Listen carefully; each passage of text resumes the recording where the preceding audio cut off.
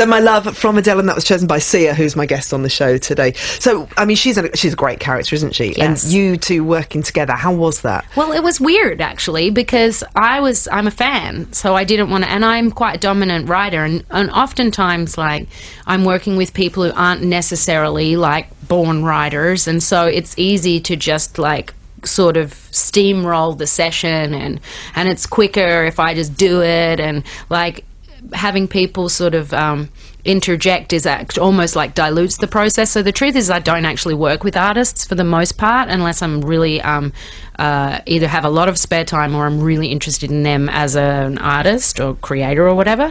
So in this case I knew I wanted to take a step back from my and like play the role of being like some submissive. That's what you said. You couldn't even bring yourself to say it then. Yes. I needed to be the beta character and like allow her to be the alpha, but I'm just not sure if I succeeded. I don't know. So you're and both you'd have alpha to characters, ask really, her. aren't you? Okay. Yeah. But didn't you apologise to her? Yeah, because I felt insecure. I wasn't really sure how it had gone. I wasn't sure if I had been able to attune to her. I just wasn't really. I couldn't get a real handle on what was happening. And what was her response? She said, "What are you even talking about? I have no idea. You're great. I love you."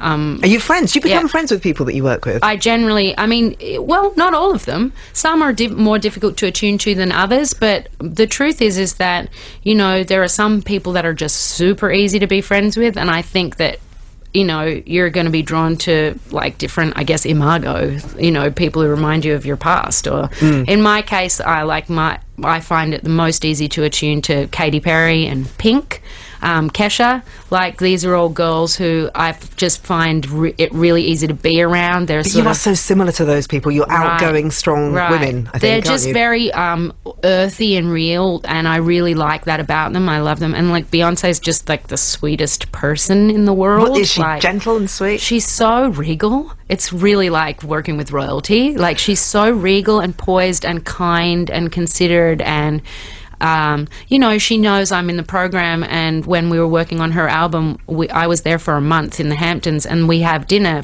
6 nights out of 7 all together, whoever was there working with her and Jay.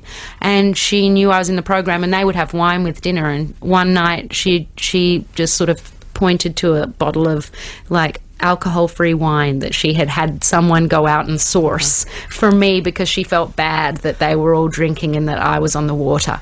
And I just thought, well, there's not a lot of pop stars that are so thoughtful and, like, can think outside of themselves. Yeah. So talking about coming back into the limelight, you've got a new album coming out in January. So you are putting yourself on the line again, and obviously you've been damaged, you've been very fragile. You're probably still fragile now.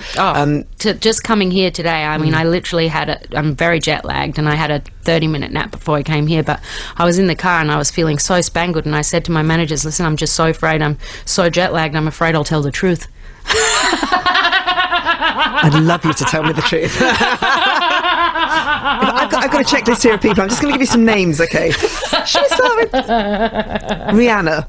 Oh, yeah, she came over to my house the other night for the first time. Well, I'd never really met her before. I met her because I just sent her the tracks. So you just write the songs and then she records them? And so I had met her very briefly at SNL when she sung Diamonds. I'd gone to watch her sing it, and I really briefly, super sweet person. And then the other night she came over and listened to half of 25 songs.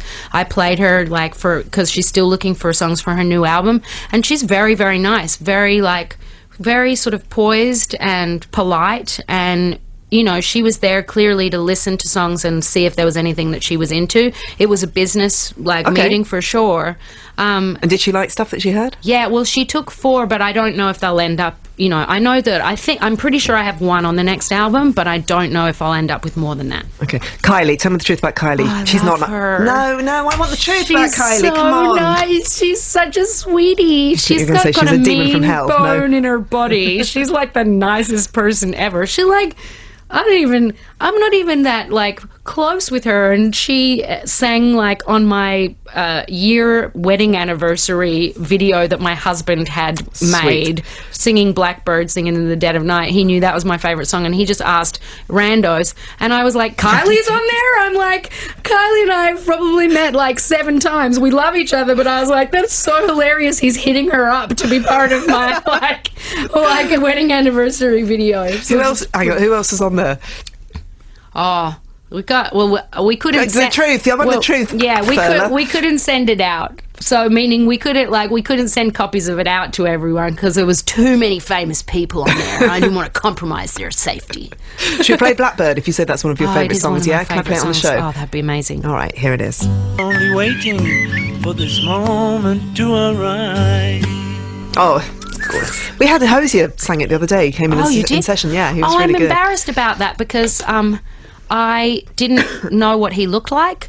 And after the Grammys last year, I ended up at thank you to my pop star concierge, Katy Perry, who has been like hand-holding me throughout the process of how to be a pop star. She said, we're going to Sam Smith's after party. I was like, okay. And she was like, I'll put your name on the list. And I was like, thanks, miss. And she wrote pop star concierge at your service. And we got there, and Taylor Swift came over and said, let's go tell the DJ to play something with a melody.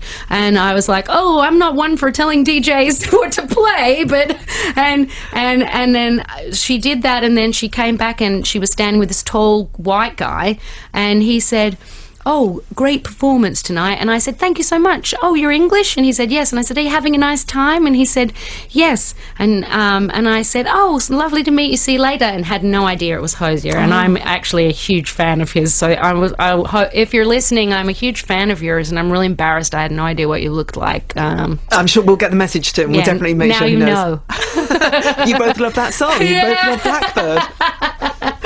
Wow. So just going back to the protection, like how you're going to be okay with this album coming out. Have you got people looking after you? Have you? Well, it's all brand new obviously. now. Like finally I have a little bit of money behind the whole process because I never made any money before until now. So now we're trying out this whole new thing of having like a security guard and a tour manager and bringing like a little group of people that work with me, and it's almost as if it's an entourage, I guess. And now I'm kind of understanding why people work within entourages, because you can co-regulate, and when you're feeling either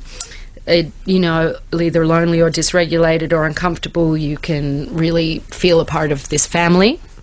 It does feel safer with this. I mean, it makes me feel like the president. I have to say, it's crazy because Austin, there's my new, I don't even know what to call him. That's how new I am. I'm like my security guard. It makes him sound like he works at the Safeway. And I'm like, I was like, what do you call him? Security detail? Personal detail? Bodyguard? Bodyguard. I mean, that's so crazy to think I have a bodyguard. So I think you need to ask Bono, don't you? Because I think you two started this whole family thing off. Oh, yeah? Yeah. Have you met them? Have you met you two? No, I mean, briefly. I met him at, this is going to sound like full Hollywood.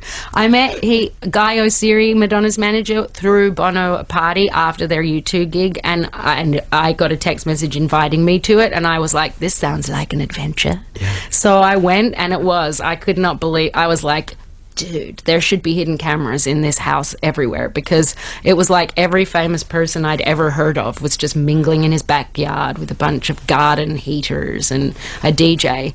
And I was like, oh, this is real. This actually does happen in Hollywood. Wow. Yeah, I've never been back, but I met Bono there for about 10 minutes, and I just said goodbye, and he was like, you're leaving already? You just got here. And I was like, it's not really, I don't know what to do here. Like, none of you are pixelated. It's confusing. See you later. Listen, what can we expect from the new album? It's called This Is Acting. Right. It's all pop rejects, really. It seriously is. I was reading about this. Bullets. Okay. Yeah, except for 1 Million Bullets, which I really like for myself. I think pretty much every song on it. Oh, and yeah, no, I did pitch that one to Rihanna. And pretty much every song on there, I pitched to someone or 2 or 3 or 4 people, and it never got cut. And I just felt like I had a feeling that they had potential, and it would have made me sad for them to never see the light of day. So I thought it would be a fun concept to make an album called This Is Acting, whereby it's sort of clear that it's not necessarily lyrical content that I myself would have necessarily sung, but that these are pop songs and this is acting.